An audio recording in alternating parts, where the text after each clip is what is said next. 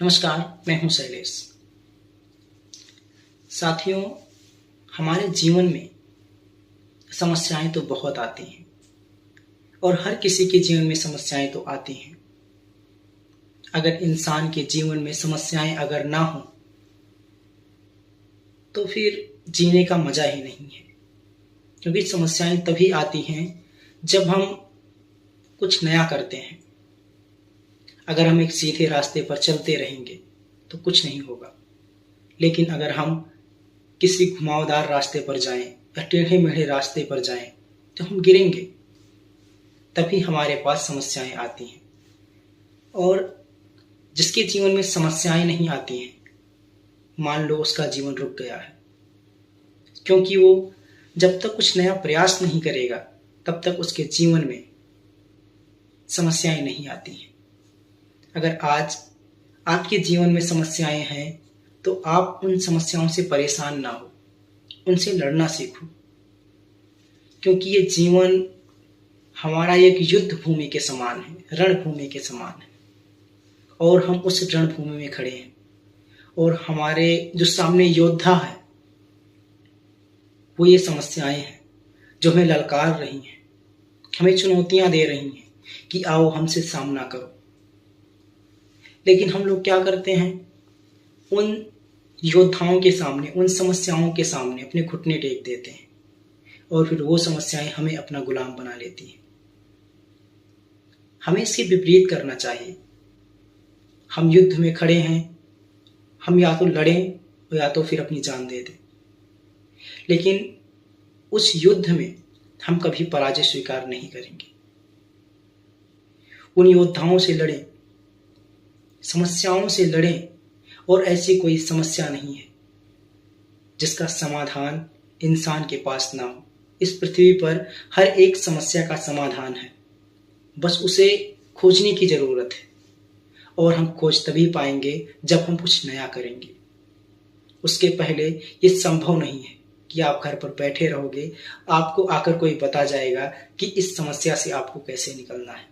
अपनी समस्या से आपको कोई नहीं निकाल सकता। आप अपनी समस्या से खुद निकल सकते हो। कोई आपको रास्ता तो जरूर दिखा सकता है, लेकिन निकाल नहीं सकता। आपका हाथ पकड़कर आपकी समस्या से कोई नहीं निकालेगा। आपकी समस्या से आपको खुद निकलना पड़ेगा। साथियों, मेरी इन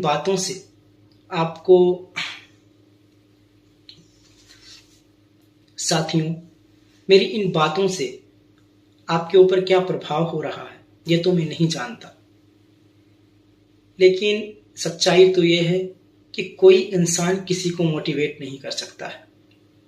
हाँ, उसे एक्सपायर जरूर कर सकता है, लेकिन मोटिवेट नहीं कर सकता है। मोटिवेट इंसान खुद होता है, क्योंकि आपने देखा होगा जब किसी को गुस्सा आता है तो आप कितनी भी अच्छी बात क्यों ना कहो, उसे समझाओ, उसे आप भगवत गीता का पूरा पाठ ही क्यों ना सुना दो, सही गलत का पहचान क्यों ना बता दो, लेकिन वो नहीं समझता है, क्योंकि वो गुस्से में रहता है। लेकिन जब वो शांत होता है, जब वो खुद समझने की कोशिश करता है, तभी वो समझ पाता है। ऐसे इंसान जब तक खुद समझने की कोशिश नहीं करेगा तब तक आप उसे नहीं समझा सकते। इंसान जब खुद किसी काम को करने के लिए आगे बढ़ता है तो हम उसे थोड़ा सा सहारा जरूर दे सकते हैं, उसकी पीठ पर हाथ रख सकते हैं कि हाँ, तुम बहुत अच्छा कर रहे हो, तुम में ये काबिलियत है कि तुम कर सकते हो। तो उस इंसान को थोड़ा अच्छा लगेगा। वो इंसान ये सोचेगा कि हाँ, सामने वाला मुझ पर भरोसा कर रहा है तो मैं कर सकता हूं। तब आप किसी को मोटिवेट कर सकते हो। जो इंसान अपने बिस्तर पर लेटा है उसे आप कुछ भी नहीं कर सकते हो, कितना भी आप बोलो, लेकिन वो दौड़ेगा नहीं। लेकिन कोई इंसान अगर रास्ते पर दौड़ रहा है और आप उसे ये कहो कि तुम बहुत अच्छा दौड़ रहे हो, तुमसे अच्छा कोई नहीं दौड़ रहा है, तो वो और अच्छा दौड़ने का प्रयास करेगा, क्योंकि आपकी जो बातें हैं उसके दिल पर लग जाएंगी।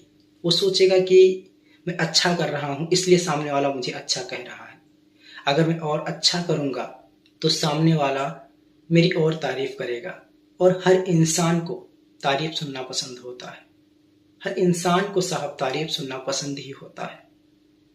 साथियों, मेरे पास कुछ भी नहीं आपको बताने के लिए, लेकिन इतना जरूर समझ लेना कि अगर आज आपने समस्याओं के सामने हार मान ली तो आप जीवन में कभी कुछ नहीं कर सकते हैं। ईश्वर उन्हीं का हाथ पकड़ता है जो अपनी जेब से अपना हाथ बाहर निकालते हैं।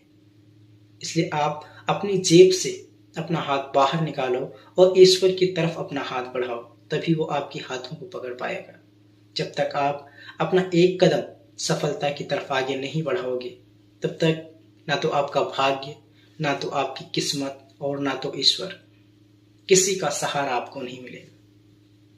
ईश्वर ने आपके अंदर काबिलियत दी है, ईश्वर ने आपके अंदर सब कुछ दिया है। वो भी यही सोचता है कि आप उसका इस्तेमाल करें।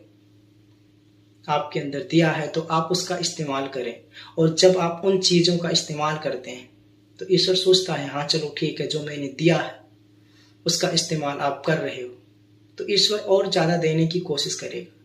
लेकिन जो आपके पास है, अगर उसका भी आप सही से इस्तेमाल नहीं कर रहे हो तो ईश्वर और ज़्यादा आपको कभी नहीं देगा।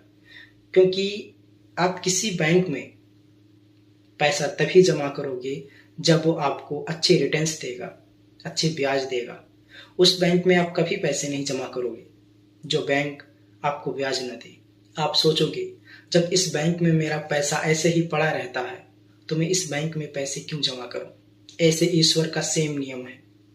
जब आप ईश्वर की दी हुई शक्तियों को पहचानेंगे, उस पर काम करेंगे, तो ईश्वर आपको और शक्तियां देगा। इसलिए आप खुद को पहचानो और किसी समस्या के सामने अपने घुटने मत टेको।